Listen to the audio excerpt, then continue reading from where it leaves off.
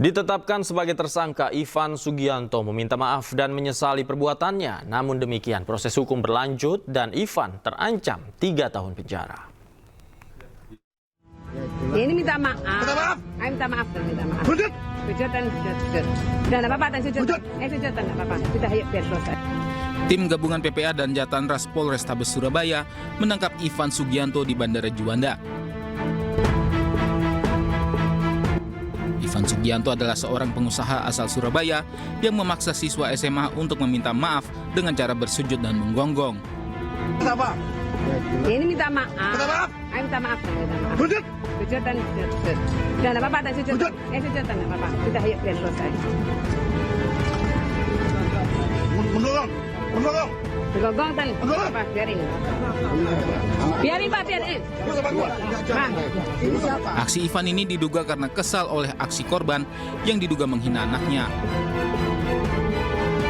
Sebelum ditangkap, Ivan Sugianto melakukan klarifikasi dan menyesali perbuatannya. Ivan meminta maaf kepada orang tua korban dan pihak sekolah. Selain itu, Ivan juga meminta maaf atas arogansinya yang telah membuat kegaduhan. Selama ini saya lebih memilih diam. Saya lebih memilih untuk introspeksi diri atas perbuatan yang terjadi.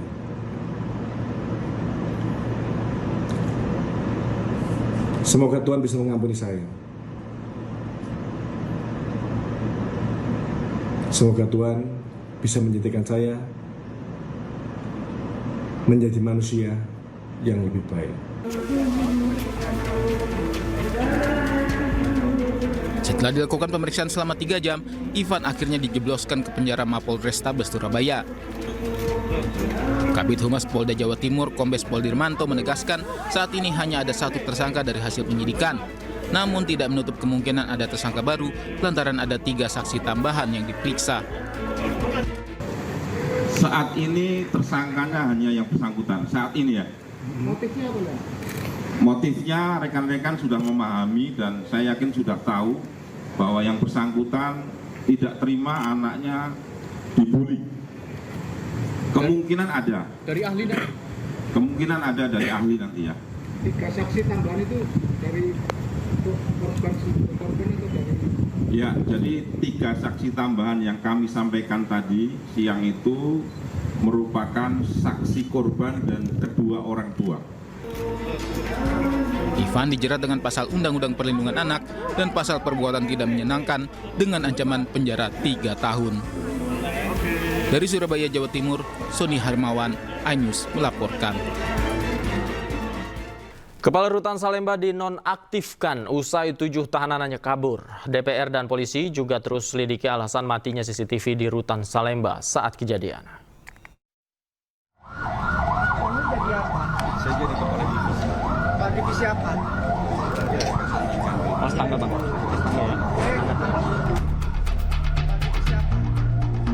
Sejumlah temuan diungkap Komisi 13 DPR RI saat sidak ke Rutan Kelas 1 Salemba, Jakarta. Salah satunya adalah fakta Kepala Rutan Salemba yang mengambil cuti tepat saat ke-7 tahanan kabur. Akibatnya Agung Nurbani dinonaktifkan dari jabatannya sebagai Kepala Rutan Salemba. Tidak hanya itu, CCTV di Rutan Salemba pun tidak aktif saat ke-7 napi kabur.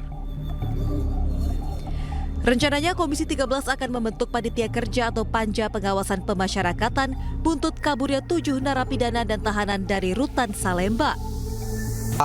Rutannya sedang di-off-kan, quote-unquote diperiksa oleh pihak lapas sendiri untuk kemudian didalami beberapa hal. Habis itu kita juga mendapat laporan beberapa CCTV itu tidak aktif, apalagi yang di belakang tempat cabutnya itu. Kalau waktu sekolah kan sering cabut kan, ini memang terinspirasi oleh cabut sekolah itu. Jadi loncat itu, terus di sana blank spot gitu. Nah tadi kita juga sempat masuk ke dalam, ternyata sudah diperbaiki itu setelah di BAP oleh polisi. Sebelumnya 7 tahanan narkoba berhasil kabur dari Rutan Salemba. Mereka menjebol teralis ventilasi kamar dan keluar dengan merangkak melewati gorong-gorong saluran air. Hingga kini polisi masih mencari ketujuh tahanan yang kabur. Tim Liputan iNews melaporkan.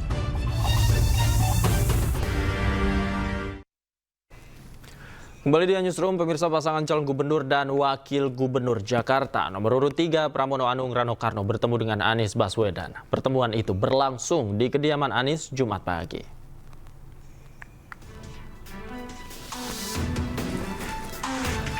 Kedatangan pasangan calon gubernur dan wakil gubernur Jakarta nomor urut 3 Pramono Rano disambut oleh Anies Baswedan di kediamannya. Pertemuan tersebut digelar secara tertutup.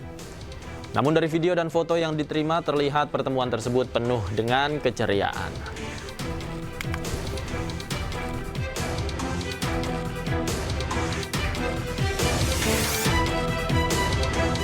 Pasangan Cagup-Cawagup Jakarta nomor urut 1 Ridwan Kamil Suswono menggelar kampanye akbar di Cengkareng, Jakarta. Kampanye akbar terbuka untuk umum menampilkan sejumlah musisi ternama.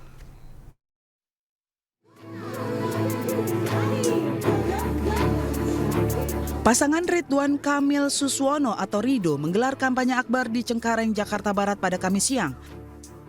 Kampanye ini dihadiri sejumlah anggota partai politik pengusung Rido dan disambut antusias puluhan ribu warga.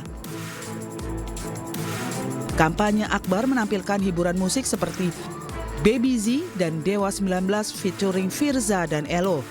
Acara digelar agar masyarakat bisa mendengar dan mengetahui visi misi paslon Rido.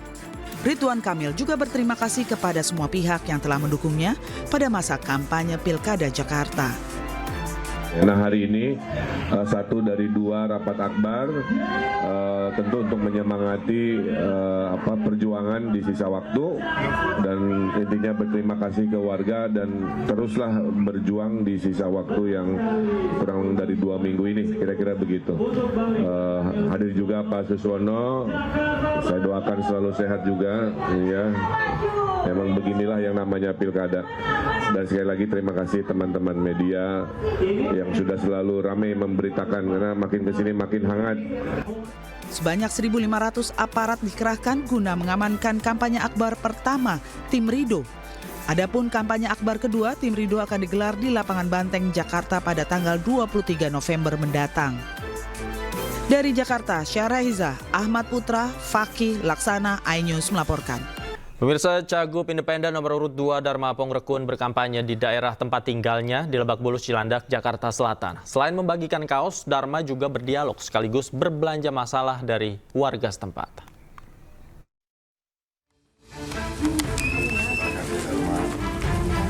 Calon Gubernur Jakarta nomor urut 2 Dharma Pongrekun kembali berkampanye di Jakarta Selatan. Kali ini, Dharma berdialog dan belusukan di wilayah tempat tinggalnya di RW 4 Lebak Bulus, Cilandak, Jakarta Selatan.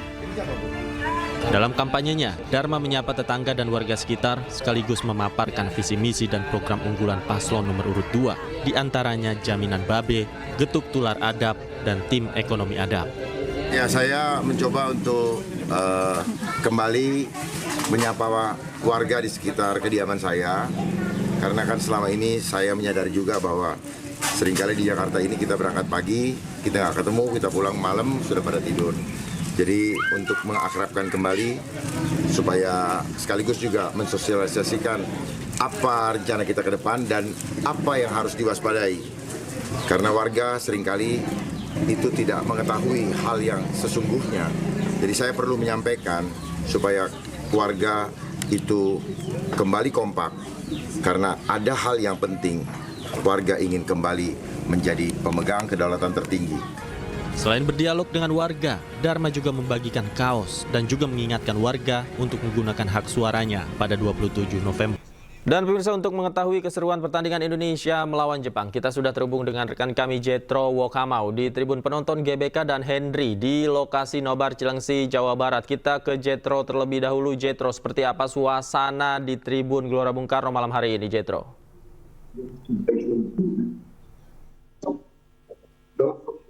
Ya, Davi, dapat saya laporkan Tribun kali ini terpantau cukup ramai di babak pertama Indonesia terbilang lebih banyak kehilangan secara penguasaan bola.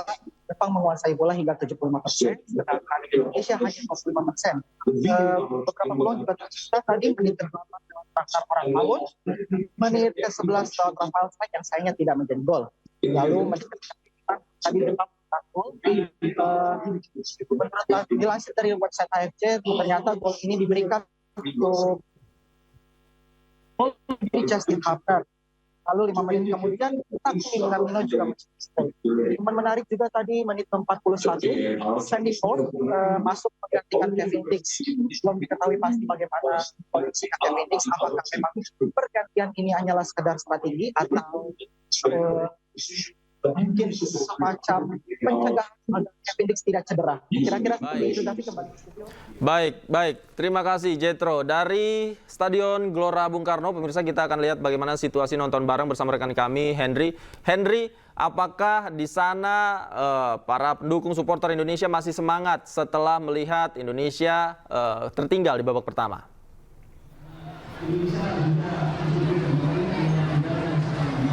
Ya baik Davi dan juga pemirsa, betul sekali ini pertandingan yang digelar tentunya nobar yang dilaksanakan oleh RCTI Plus sendiri, tepatnya di Metropolitan Mall yang berada di Cilengsi sendiri. Memang tadi kami sempat melihat kemeriahan dari para supporter, para penonton juga sempat melihat di babak pertama. Namun meskipun Indonesia sudah dibobolkan atau Jepang sudah mendapatkan poin sebanyak 2, namun para supporter ini masih tetap menunggu, tetap menyaksikan pertandingan yang nantinya juga akan berlangsung kembali. Dan kita juga sempat melihat ini para supporter sendiri menggunakan pakaian merah putih, pakaian dari supporter Indonesia yang tentunya mereka juga tidak kalah gitu dengan semangat yang diberikan oleh para pemain timnas yang ada di GBK. Tentunya kami akan terus melihat karena tadi kami sempat melihat kemeriahan dan juga keseruan yang ada di sini. Tentunya para penonton juga nanti akan menyaksikan kembali pertandingan yang akan dilaksanakan di GBK dan tentunya kita juga melihat bagaimana pertandingan akan berlangsung nanti. Sementara Davi, saya kembalikan ke Anda di studio. Pemirsa, apa yang menyebabkan Indonesia kebobolan, kita akan membahas lengkapnya bersama pengamat sepak bola Bung Kesit Budihandoyo. Selamat malam Bung Kesit. Bung Kesit, apa kelebihan dan kekurangan timnas di babak pertama ini, Bung? Audionya masih di mute, Bung Kesit? Ya, halo. Iya, silakan. Iya, pertama memang di menit-menit awal Indonesia gagal ya untuk bisa memanfaatkan peluang yang tadi sempat didapat ya. Ragnar Oratmangun tadi mendapatkan kesempatan emas. Kemudian juga ada serangan yang kembali dibangun. Setidaknya ada 3 peluang yang tadi sempat membahayakan lini pertahanan dari Jepang ya, gawang Jepang. Tapi kemudian gagal menghasilkan gol bagi Indonesia. Dan ini memang situasinya menjadi lebih sulit bagi Indonesia ketika Jepang akhirnya mampu untuk membalik situasi di mana mereka sudah mulai menemukan bentuk permainannya. Mereka mencoba untuk melakukan tekanan demi tekanan kepada pertahanan Indonesia lewat serangan-serangan yang coba mereka bangun dari sektor sayap kanan maupun sektor kiri dengan kombinasi mencoba untuk masuk dari lini tengah. Dan kita lihat tadi bagaimana dalam waktu 5 menit Indonesia kebobolan 2 gol ya. Menit 35 Justin Hubner melakukan gol bunuh diri, kemudian menit 40 Minamino berhasil menggandakan kemenangan Jepang menjadi 2-0. Situasinya memang menjadi lebih sulit bagi Indonesia setelah tertinggal 0-2 di babak pertama ini, David. Ya, oke. Dan kita nantikan ya bagaimana nanti berjalannya pertandingan di babak kedua. Namun untuk mengejar ketertinggalan, apa strategi yang harus dijalankan oleh para pemain di lapangan? Iya, Indonesia saya pikir masih mencoba untuk tetap bermain lepas ya, mencoba untuk lebih mengandalkan serangan balik. Tapi memang ini juga tidak mudah. Kita lihat bagaimana lini tengah dari lapangan permainan di GBK Stadion ini betul-betul dikuasai oleh para pemain Jepang ya. Indonesia hanya menempatkan Ragnar saja di depan dan sulit untuk bisa menandingi 3 pemain bertahan Jepang yang tampil begitu disiplin, begitu baik ya. Dan Indonesia sendiri tampaknya memang berat untuk bisa mengejar divisi 2 gol walaupun masih ada 45 menit babak kedua, tapi dalam situasi di mana Jepang juga tampil tetap tenang, mereka begitu enjoy saya lihat juga ya. tidak panik dalam ketika mendapatkan tekanan, kemudian ketika melakukan tekanan mereka begitu tenang dalam menyelesaikan peluang-peluang yang mereka dapatkan. Oke, faktor cuaca juga, apakah malam hari ini menurut Anda mempengaruhi pertandingan teman-teman? Saya pikir tidak terlalu ya, walaupun tadi sempat diguyur hujan, tapi kemudian pertandingan dapat berjalan dengan baik. Menurut saya tidak ada kesulitan berarti yang menurut pandangan saya, baik para pemain Indonesia maupun para pemain Jepang untuk mengembangkan permainan. Oke, terakhir Bung Kesit, jika kita kehilangan poin pada malam hari ini, berikutnya akan seperti apa peluang Indonesia khususnya di grup C? Ya, di grup C mau tidak mau jika kita gagal untuk bisa mendapatkan poin di pertandingan menghadapi Jepang malam hari ini, maka menghadapi Saudi Arabia tanggal 19 harus bisa menang ya. Kalau misalnya Indonesia sampai gagal memetik poin dari pertandingan menghadapi Saudi Arabia, saya pikir situasinya akan menjadi lebih sulit untuk Indonesia, karena di sisi lain China sudah berhasil memenangkan pertandingan menghadapi Bahrain sehari sebelumnya ya. Ini menjadi tantangan tersendiri bagi Indonesia untuk bisa mendapatkan poin jika ingin terus tetap bersaing di grup C ini. Oke, baik. Terima kasih Bung Kesit. Kita nantikan bagaimana jalannya pertandingan di babak kedua. Terima kasih Bung Kesit. Selamat malam, sehat selalu.